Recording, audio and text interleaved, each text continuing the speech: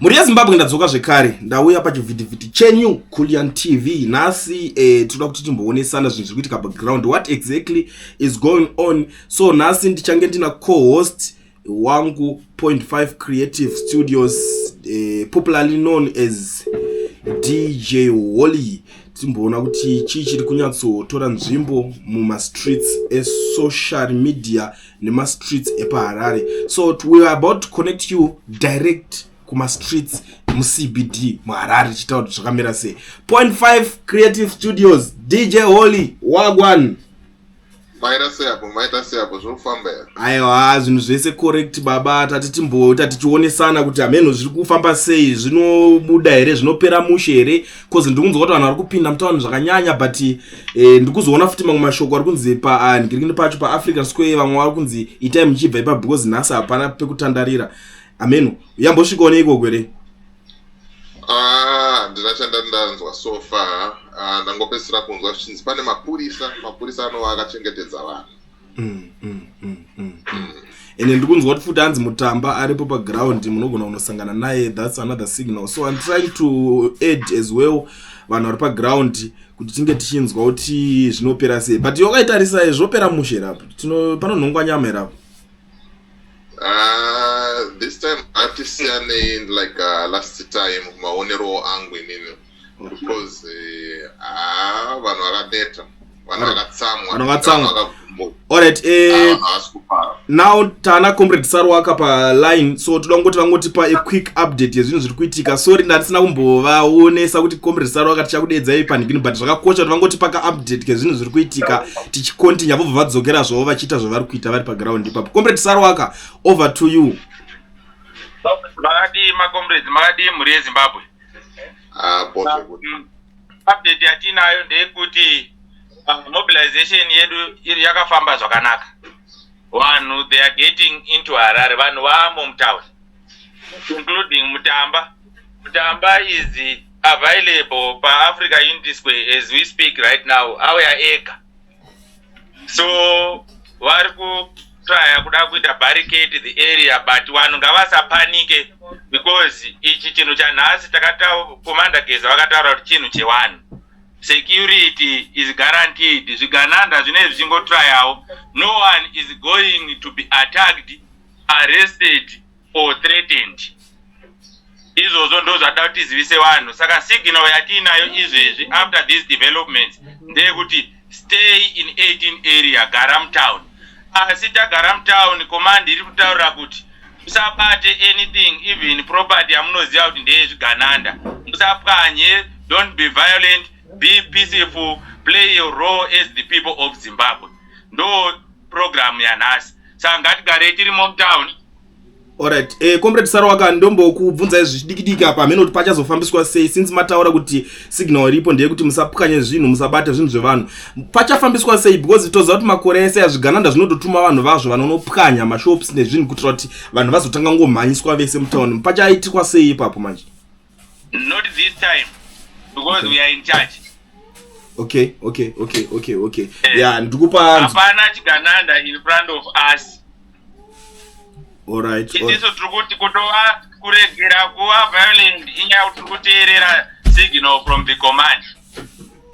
Alright. So my numbers so far kuti we are afraid kana kuti we are outnumbered, no. Okay. Alright. Ndapanzwisisa. So far ko ma numbers akamira sei pa ground izve so imi sinzi muri munhu ari pa ground ma numbers akamira sei? The last time yata cheka right what my numbers amuri kuda ndeye ari pa Africa Unity Square. And it Africa Unity Square my numbers aripo they are building up. Ati vanhu they are dispersing wachienda kuma streets as per signal yatapa kuti kana muri kuona kuti muri kubviswa ipapo mirai mu 18 area. Saka izvezvi vanhu vari kwavari we cannot say kuti vari kupi asi chandoda kuudza ndechekuti Harare yazara. Bvunzai eno vanhu ari muHarare vanhu vauri kuona vari kuitei. Alright, DJ Wally bvunza mubvunzo kandisati ndaita kuti even staff yangu because ndine staff iri mu studio today vanoda kuita vachibvunza futi ma questions direct na comrade Sarwaka but DJ Wally over to you bvunza comrade Sarwaka vachiripo zveso vasati vaenda. Comrade Sarwaka muri sei mukufara here baba? Aiwa tinofara DJ Oli.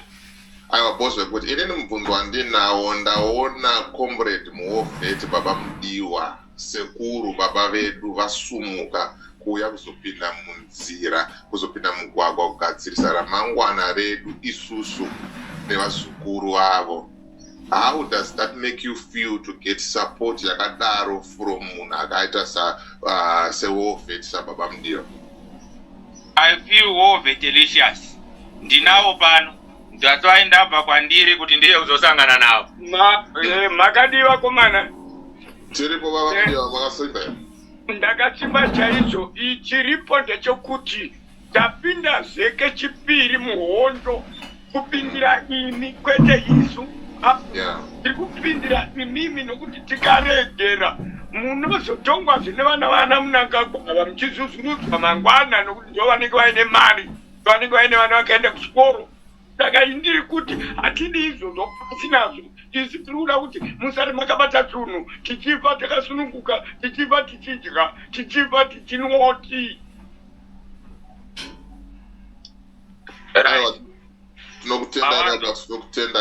Tinotenda nesupporta mamwe updates ari kuuya tiri kumaona, but I really appreciate maovets. DJ Oli. Yes. Baba mudiwa havana kungouya wega. Alright. I can confirm kuti vauya ne2 mabhazi using personal funds dzemunda wavo wavari kurima beans. Yes. Because ndava director kuenda papay point iri kubhadharwa transport vakaramba. Akati ndaita nekuda kwangu. Aiwa tinotenda baba mudiwa, tinotenda baba wedu nekutitsigirawo isusu vechidiki. Yes. Alright, comrade Sarwaka ndine staff yangu ida kubvunza mubvunzo muno vanhu vandoshanda nawo mustudio vari behind the cameras. Over to you shabvunza mubvunzo yako faster vari paground vari noda kumhanyisani zvakawanda. Makadi comrade Sarwaka. Tinofara macomrades makadi. Tiripo. Inini mubvunzo wangu chendinoda kungobvunza ndechekuti mutauni mashopu akavhura here, mamotikari dziri kufamba here, because tinozoti zvinhu zvakaita seizvozvo zvinokanganisa demonstration ende vanhu vakaita sevarakashi vanowanawo zvekutaura kuti demonstration yakaflopa. Saka da kuziva kuti motikari dziri kufamba here mumugwagwa, vakomana makombi vari kungoita basa here, mavhenda ari kutengesa here, mashopu mutauni akavhura here. Ndopendoda kubvunza ipapo. Town is business as usual and we have protected everyone. Alright, ndo zvinhu zvandachida kubvunza izvozvo because toziva zvinhu zvakaita seizvozvo zvinokanganisa demonstration zvekare, zvine zvichiratidza kunge hatisi kuwirirana pachedu. No, vanhu vese vari mutown they are ready for the demonstration. Okay, ndo mubvunzo wangu wandachida kubvunzawo. Yeah, chatinofanira kuunderstanda ndeyekuti the nature of program yatinayo nhasi ndosaka muri kuona tiri kufamba necommand. Alright, thank you so much comrade Sarwaka. Ameno DJ Oli kana une anything chekubvunza to nikirikina zvedu kana tutopeta, but I'm glad kuti update yasvika vanhu vatonzwisisa zvavari kufanira kunge vachinzwisisa iri kunzi game on. DJ Oli ameno kana une something to add comrade Sarwaka vasati vadonha zvavo. Aiwa, ndina something to add. I just want to thank vanhu vese background and ndingotaura kuti ma-updates atifanira kumaita short and sweet kuti vanhu vaita sei shoko rikurumidze kufamba kuvanhu. Vamwe vari kudownloada mavideo vachisenda vari kuita zvakanaka, saka tingovaita short sweet straight to the point. Thank you so much. Sharp, bye bye. So muri Zimbabwe ndo update iripo yekuti zvinhu zvine zvingoitika bozi nhasi asi nyaya dzemunyotambisa nguwa ngoti gaga kavara motonzwa kuti kwati kuti chakati bozi takada kurebesa update munozopedzerwa nguwa muchiteerera zvakawanda motozonzwa kuti aiwa kwatozoitika chakati. Saka zvamanje bye bye. Yoshela Kulian TV team BAT asi vanhu vachishamsika. Kulian TV haichatsika, saka subscribe wozolaika nechawana zvisapana chichazosha. Everybody say Kulian, yeah.